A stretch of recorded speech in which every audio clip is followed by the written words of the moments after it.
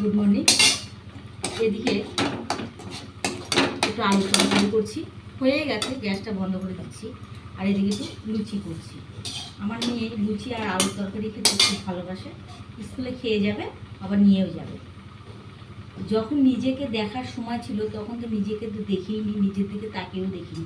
ওই বয়সটা সবারই থাকে নিজেকে দেখা।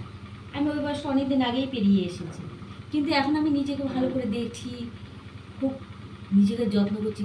কারণ হচ্ছে আমার মেয়েটা ছোট। আমার যদি কিছু হয়ে যায় আমার মেয়েটা অনাথ হয়ে যাবে।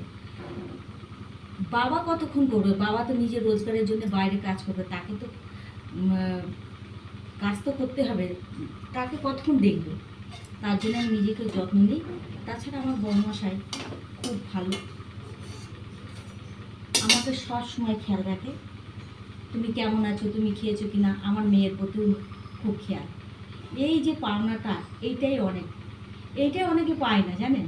যাদের অনেক পয়সা আছে তাদের বর তাদের খোঁজই নেয় না, সারাদিনে কী করছে বউ। কিন্তু আমার বরমাসে কিন্তু খুব ভালো, এদিকে আমি গর্ব করে বলতে পারি। আসি, আবার কাউকে দেখা হবে।